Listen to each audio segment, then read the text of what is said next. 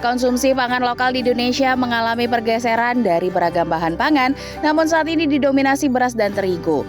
Homogenitas tersebut dapat mengancam ketahanan dan kedaulatan pangan.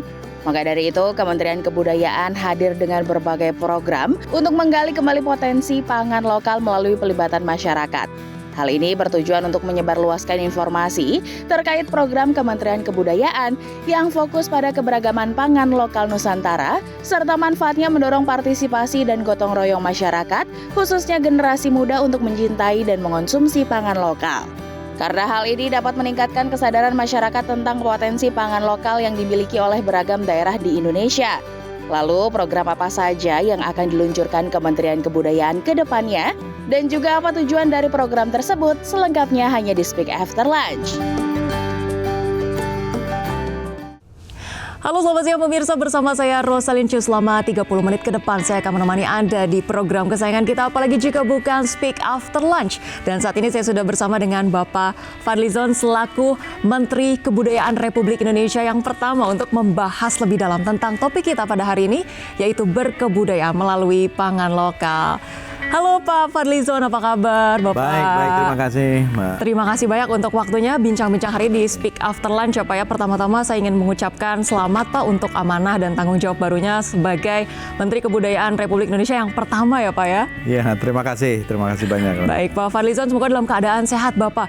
Sebagai Menteri Kebudayaan Republik Indonesia yang pertama nih Pak, bagaimana nih kira-kira prioritas dan tantangan yang akan dijalankan selama 5 tahun ke depan, mengingat biasanya kebudayaan ini ada di dalam naungan Menteri Kebudayaan ataupun Menteri Pendidikan dan Kebudayaan ya Pak ya? Iya, terima kasih Mbak Rosalyn. Pertama, memang ini adalah komitmen dari Presiden Pak Prabowo Subianto menjadikan kebudayaan berdiri sendiri sebagai sebuah kementerian sesuai dengan sebenarnya amanat dari konstitusi kita. Ada di pasal 32 ya. Ini yang jarang dikutip orang sebenarnya. Negara memajukan kebudayaan nasional Indonesia di tengah peradaban dunia dengan menjamin kebebasan masyarakatnya untuk memelihara dan mengembangkan budayanya masing-masing. Kemudian ini diterjemahkan menjadi Undang-Undang Nomor 5 Tahun 2017 setelah sekian puluh tahun kemudian. Jadi memang ada perintah untuk memajukan kebudayaan kita di tengah peradaban dunia. Kita harus berkontribusi bagi peradaban dunia. Dan inilah yang kami lakukan dalam 2 bulan ini. Baru 2 bulan saya menjabat ya. Pertama saya melihat bahwa Indonesia ini kaya sekali budayanya, dari Sabang sampai Merauke, dari Miangas sampai Pulau Rote, ekspresi budaya dalam berbagai macam bentuk, tari-tarian, musik, seni pertunjukan itu ya, yang lainnya, kemudian belum lagi cagar budayanya, bahkan termasuk di dalam persoalan juga pangan. Pangan itu juga akan bagian dari tradisi. Jadi kita ke depan akan memajukan semua sektor ini. Dari tadinya kebudayaan hanya menjadi sebuah direktorat jenderal, sekarang menjadi kementerian, mempunyai cukup banyak eselon 1, eselon 2 nanti. Dan kita akan fokus gitu ya. Pertama melestarikan, ya, kemudian mengembangkan, memanfaatkan dan membina budaya itu secara keseluruhan. Dan ini membutuhkan partisipasi dari seluruh masyarakat, termasuk juga dari pemerintah, dari pusat, provinsi, kabupaten, kota, sampai ke desa-desa. Makanya kita juga punya kegiatan apresiasi desa. Saya baru kembali juga dari beberapa daerah. Baik, menarik sekali tadi Bapak sebutkan begitu ya, berbagai jenis kebudayaan kita, baik dari itu tarian, mungkin bahasa, baju-baju tradisional, tapi kemudian masyarakat jarang begitu ya Pak berpikir bahwa pangan itu sebetulnya bentuk kebudayaan kita yang sangat kuat. Setiap daerah memiliki ciri khas pangannya masing-masing, yang memiliki filosofis dan memiliki cerminan kebudayaan masing-masing Pak. Boleh di-share mungkin Pak? Ini adalah ekspresi dari tradisi, dari pengetahuan-pengetahuan lokal, sesuatu yang intangible. Dan bahkan beberapa pangan lokal juga masuk menjadi warisan budaya tak benda, tingkat nasional, tingkat provinsi, tingkat kabupaten. Jadi kami menghimpun juga pendataan terhadap intangible cultural heritage of humanity dari tingkat provinsi, dari bawah ya, dari kabupaten kota, provinsi, dan tingkat nasional. Sekarang ini sudah ada 2.213 ICH, Intangible Cultural Heritage, yang terdaftar di UNESCO. Itu sudah 16 sekarang, dengan yang terakhir masuk adalah inskripsi untuk Reok Ponorogo, Kebaya, dan juga musik Kolintang. Tapi jamu tahun lalu juga sudah masuk. Iya, Kalau iya. boleh dibilang jamu itu bagian dari sebuah sistem pangan kita juga. Betul. Ya herbal gitu ya, itu masuk gitu. Tahun depan ini kita akan mengajukan, ya sudah diajukan sebenarnya, yaitu tempe. Wow. Nah, dan kalau kita lihat di daerah-daerah itu kan semua ekspresi termasuk melalui pangan lokal, Yap. ya kuliner, itu mempunyai sebuah local knowledge, filosofi bahkan. Betul. Misalnya di Sumatera Barat ada rendang, di Jogja ada gudeg, kemudian di Papua ada papeda, dan di setiap daerah mempunyai keunikan-keunikan dan kekhasan tersendiri yang membedakannya dengan daerah-daerah lain. Dan kekayaan budaya ini menurut saya adalah sebuah aset nasional, national treasure. Nah, di hulu kita kebudayaan, nanti di hilirnya ini bisa menjadi untuk wisata kuliner, untuk UMKM, apakah koperasi, dan lain-lain.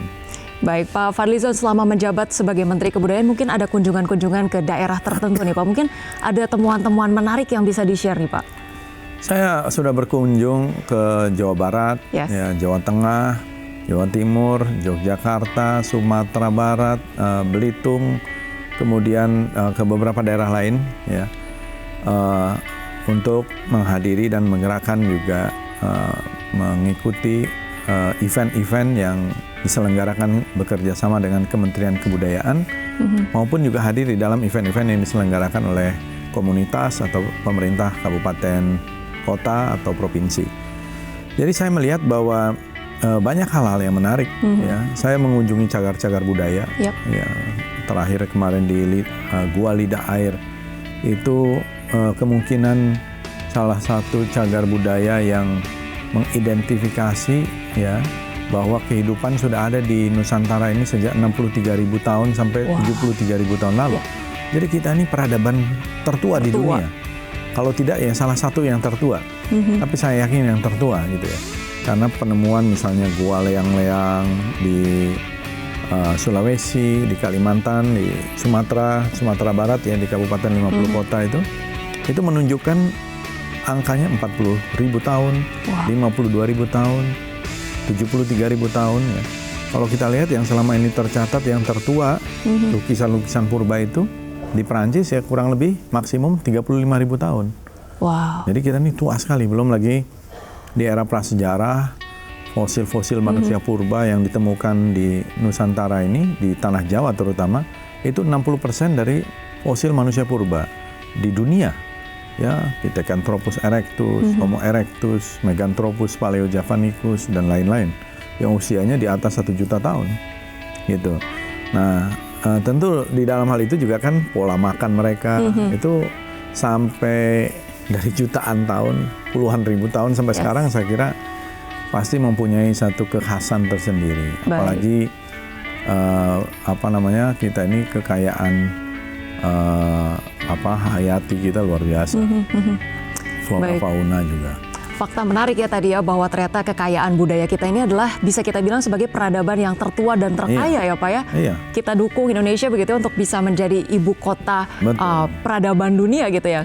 Menurut saya kita harusnya mengarah ke sana, menjadi ibu kota budaya dunia dan juga peradaban yang tertua di dunia. Ini harus kita tulis ulang gitu ya, sejarah kita, sehingga ini reinvent Indonesian identity. Baik, reinvent Indonesia National Identity, dan kita juga akan membahas lebih lanjut nih Pak tadi terkait dengan kebudayaan, bagaimana berkebudayaan dengan pangan lokal, dan kita bagaimana juga nih mendukung swasembada pangan sebagai visi dan misi besar dari swasembada pangan ataupun Astacita program dari Presiden Prabowo Subianto gitu ya. Kita akan bahas usai jeda berikut ini, tetaplah bersama kami di Speak After Lunch.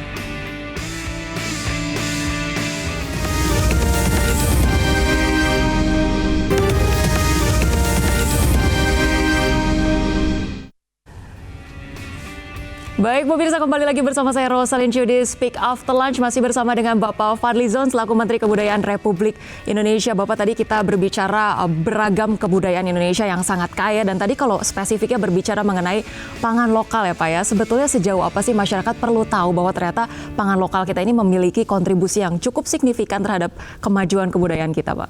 Ya, ini sesuai dengan Astacita dari Presiden Pak Prabowo ya, keharmonisan antara alam dengan iklim, dengan budaya, dan seterusnya. Jadi pangan lokal ini sebenarnya sudah berjalan dari dulu, bahwa kita punya kearifan lokal, dan memang ini juga menurut saya nanti terkait dengan swasembada pangan perlu diversifikasi pangan. Jadi sumber-sumber karbohidrat kita itu tidak harus selalu nasi. Iya. Bisa juga dari jagung, bisa dari sagu, bisa dari sumber-sumber yang lain. Jadi yang dibutuhkan ke depan itu adalah bagaimana juga swasembada karbohidrat, swasembada protein. Sehingga protein juga tidak harus yang namanya protein itu daging. Betul. Bisa dari ayam, bisa dari telur, bisa dari ikan, bisa dari protein nabati, ya, dan banyak lagi. Jadi itu semuanya dari lokal. Banyak sekali lokal kita yang dan kalau kita lihat misalnya kemarin saya membuka pameran rendang. Rendang itu aja ada 24 jenis. Wow. Gitu ya. Ada rendang lokan itu yang dari seafood kerang. Ada rendang macam-macam. Kemudian gudeg aja juga macam-macam kan. Nah, kemudian banyak lagi lah. Saya kira kita ini terlalu banyak kalau kita lihat. Tiwul, ada di Jawa Barat, ada ketoprak, gado-gado, ada macam-macam. Yang soto Betawi, wah luar biasa. Itu berangkat dari juga pangan lokal ya. Nah, artinya dari mulai pangan sebagai tidak hanya satu staple food, tapi juga misalnya penganan-penganannya itu. Dan ini menurut saya bagian dari sebuah kearifan lokal, ada tradisi. Bahkan kalau kita lihat di dalam misalnya kita proses, ya kemarin saya datang di Belitung dan apresiasi desa, upacara-upacara, tradisi-tradisi, syukuran-syukuran sebelum dan setelah panen itu banyak sekali yang merupakan bagian terintegrasi dari proses yang menurut saya kita menghargai dan proses penyatuan kita dengan alam. Gitu. Menarik sekali tadi Bapak sempat bilang ada diversifikasi karbohidrat ya Pak ya. Tadi ada tiwul manis. Sebetulnya masyarakat mungkin ketika berbicara mengenai karbohidrat yang diingat cuma beras sama kentang gitu ya Pak ya. Padahal tiwul manis ini selain karena nutrisinya juga yang baik ya Pak ya, kabarnya gluten free gitu ya, punya manfaat kesehatan, dan bahkan bukan hanya itu saja tapi filosofinya adalah sebagai simbol masyarakat Jawa menghadapi ketahanan pangan ya Pak ya ketika kemudian mengalami krisis tertentu gitu. Nah ini Pak, bicara mengenai masyarakat di daerah dalam produksi ketahanan pangan itu Pak, sebetulnya seberapa penting sih Pak kita itu menggerakkan bahwa jangan sampai kemudian kuliner tradisional ini hanya dianggap sebagai warisan saja begitu, tapi kemudian bisa kita suarakan juga menjadi pola hidup dan juga budaya modern di masyarakat. Iya. Menurut saya sebenarnya secara niscaya gitu, apa yang tersedia di alam di daerah itu, itulah yang seharusnya menjadi bagian dari kearifan lokal untuk menjadikannya itu sesuatu yang bermanfaat. Misalnya menjadi makanan, menjadi obat-obatan, menjadi jamu atau menjadi apa ya, menjadi penganan-penganan. Dan sekali lagi kalau kita lihat dengan 17.000 pulau dan lebih dari 1.300 ethnic group atau suku bangsa, kita ini memang mempunyai tradisi yang kaya sekali gitu. Dan ini sudah berlangsung ya berabad-abad, ribuan tahun, bahkan mungkin puluhan ribu tahun sudah dilakukan.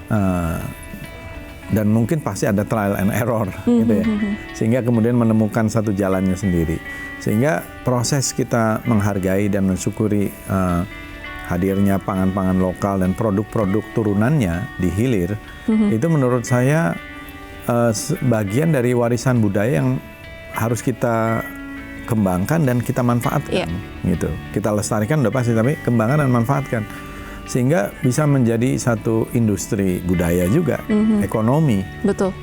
Yang saya kira sekarang kan mulai banyak ya, misalnya di daerah-daerah tumbuh kembali kue-kue yang memang merupakan kue-kue lokal yang dulunya mungkin sudah tidak ada. Masakan-masakan kuliner Nusantara semakin diapresiasi. Ya, dan bahkan go internasional. Nah, ini yang saya kira perlu kita lakukan, bagaimana melakukan satu internasionalisasi sejalan dengan amanat konstitusi tadi, memajukan kebudayaan nasional Indonesia di tengah peradaban dunia. Baik, dalam rangka memajukan kebudayaan kita di tengah peradaban dunia nih Pak, di era digital saat ini kan tidak jarang juga ya generasi muda kemudian tergantung bagaimana mereka memanfaatkannya begitu. Tapi bicara mengenai digitalisasi dan juga masyarakat di daerah nih Pak, seberapa besar nih Bapak melihat inisiatif ataupun daya saing dari masyarakat di daerah dalam rangka meningkatkan kebudayaan pangan lokal nih Pak? Atau mungkin ada program-program dari Kementerian Kebudayaan Pak? Kita punya program untuk pemajuan desa budaya, kemudian juga ya tentu itu di desa-desa. Sekarang ini baru 500-an desa. Kita harapkan nanti desa-desa ini sebagai ujung tombak, mereka bisa menghargai budaya desa itu, bahkan sejarahnya, kulinernya. Lalu juga di tingkat provinsi, kabupaten, kota, kita juga melakukan satu penghargaan apresiasi baru saja beberapa hari yang lalu bagi daerah-daerah yang juga menggerakkan budaya ini sebagai bagian dari fondasi di daerahnya masing-masing. Di dalam era globalisasi ini informasi itu berseliweran begitu kuat, begitu cepat. Kadang-kadang lebih dominan budaya-budaya asing masuk ketimbang budaya kita yang keluar. Dan ini yang menurut saya harus menjadi kesadaran kita. Makanya ya kita harus bagaimana PR-nya adalah orang Indonesia dirasuki oleh budayanya sendiri, ya. Jangan sebaliknya. Dan sebaliknya, menarik sekali tadi fakta yang disampaikan oleh Pak Fadlizon, Pak Menteri, jangan sampai kerasukan budaya luar, tapi kerasukan oleh budaya sendiri ya Pak. Ya ini saya masih punya banyak sekali pertanyaan Pak, khususnya bagaimana kemudian kebudayaan pangan lokal ini memiliki kontribusi signifikan terhadap masyarakat di daerah, khususnya terhadap peningkatan ekonomi di daerah ya Pak ya. Akan kita bahas usai jeda berikut ini. Tetaplah bersama kami di Speak After Lunch.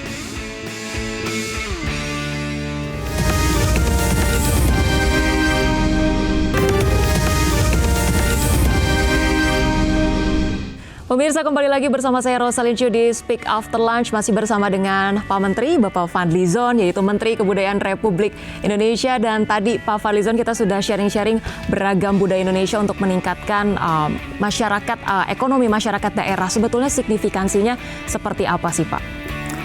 Sangat signifikan ya, karena kalau kita berangkat dari budaya kita sendiri, termasuk dalam pangan lokal, kita mempunyai resourcesnya dan kita mempunyai bahan-bahan yang memang diperlukan sehingga tidak perlu import gitu. Misalnya ya, misalnya sagu, kita bisa mengembangkan sagu dan bisa sagu itu kayak berbagai macam di hilirnya, kue-kue, cake dan segala macam, dan makanan-makanan. Begitu juga misalnya sorghum, kita ada sorghum. Bahkan kita dari beras pun sebenarnya bisa mie dari beras atau apa, panganan-panganan dari beras dan sebagainya. Dan banyak lagi lah contoh-contohnya. Jadi saya kira masyarakat sudah tahu itu. Tinggal bagaimana kita menciptakan satu ekosistem di dalam sebuah kehidupan pangan lokal ini. Mereka mengapresiasi pangan lokal itu dan tumbuh, kemudian apresiasi, penghargaan, dan bahkan interaksi ya yang membuat pangan-pangan lokal itu disukai, diminati, termasuk oleh generasi muda, dikonsumsi, dan tentu ini akan menggerakkan ekonomi. Nah, saya melihat bahwa sekarang ini apresiasi itu mulai tumbuh, ya karena anak-anak muda kita juga canggih-canggih gitu ya. Mereka bisa melihat resep, bisa membandingkan, ada inovasi-inovasi, ada risetnya gitu. Dan ada alat untuk marketingnya ya secara di platform-platform digital yang ada. Sehingga kalau kita lihat pangan-pangan lokal ini sekarang makin tumbuh. Ya. Kalau kita lihat di berbagai macam platform sosial media gitu. Dijual, bahkan pangan-pangan yang dulunya tidak ada atau pernah punah ya bisa bangkit kembali. Saya kira ini potensi yang sangat besar untuk industri budaya, untuk ekonomi budaya, ya, dan juga tentu untuk kuliner. Nah, saya kira Kementerian Kebudayaan juga akan membuat mungkin semacam sebagai stimulus ya, festival budaya kuliner Nusantara misalnya ya. Itu sebagai bagian dari upaya untuk menggerakkan ekosistem kuliner sebagai bagian dari objek pemajuan kebudayaan lokal gitu ya. Baik. Nah, kemudian bicara mengenai gempuran di era globalisasi ini semakin banyak produk-produk impor berdatangan, kemudian juga makanan-makanan fast food dari luar ini semakin banyak menjamur gitu di negara kita. Kemudian bagaimana nih Pak terkait dengan mungkin pelaku-pelaku kuliner, Pak, usaha kuliner yang seringkali berpikir, aduh, memproduksi makanan tradisional rasanya tidak terlalu menguntungkan karena dianggap bahan bakunya biayanya mahal, kemudian tingkat produksinya kesulitannya juga lebih tinggi nih Pak. Ya, saya pikir ya salah satu cara untuk membuat diseminasi informasi maupun tren untuk kesukaan terhadap kuliner lokal itu melalui misalnya platform film. Wah, film. Kalau kita lihat misalnya di Korea itu dengan Korea Hallyu ya dan Korean Wave gitu, mereka memasukkan bahkan kuliner-kuliner mereka itu di dalam drama, di dalam film, di dalam K-popnya mereka gitu ya. Dan itu kemudian bisa mendunia. Nah, saya kira ke depan juga kita ingin ya memasukkan itu di dalam platform-platform media yang mudah sekali dicerna, audio visual. Ya, sehingga menjadi semakin tren, termasuk bukan hanya kuliner, fashion juga, mungkin kebaya atau mungkin alat musik tradisional dan lain-lain ya, dan juga ekspresi-ekspresi budaya lainnya sehingga orang menyukai budaya kita. Jadi platform-platform seperti itu harus kita gunakan juga secara maksimal sehingga bisa mempromosikan termasuk pangan lokal kita, ya kuliner Nusantara dan lain-lain. Dan nanti kan pangan lokal ini akan jadi dua pemenang tadi ya Pak ya, baik itu memajukan swasembada pangan kita tapi juga kemudian menjadi kebudayaan yang betul-betul merasuki setiap hati masyarakat kita di tanah air ya Pak ya. Kita harapkan tentunya peradaban kita di Indonesia ini bisa betul-betul semakin maju dan kita dukung Indonesia ini bisa menjadi ibu kota kebudayaan dunia ya Pak Fadlizon. Terima kasih banyak Bapak Menteri Kebudayaan Republik Indonesia sudah bergabung bersama kami di Speak After Lunch. Sukses selalu Bapak, sukses selalu juga untuk Kementerian Kebudayaan Tanah Air Pak. Dan pemirsa terima kasih untuk menyaksikan Speak After Lunch bersama-sama dengan kami. Saya Rosalyn Ciu pamit undur diri dan jangan lupa tanam apa yang kita makan dan jangan lupa juga berbangga untuk rendang ya Pak ya yang sudah dinominasikan bahkan menang ya Pak ya sebagai salah satu makanan terlezat di dunia. Jangan lupa kuliner tradisional ya Pak ya udah ini ya kita kulineran bareng. Jangan lupa mengapresiasi kuliner tradisional kita. Jangan lupa apresiasi kuliner tradisional kita karena apa yang kita makan, apa yang kita tanam semoga semuanya akan berbalik juga untuk prestasi kita bersama dan pemirsa. Sampai jumpa, sehat selalu. Terima kasih Pak.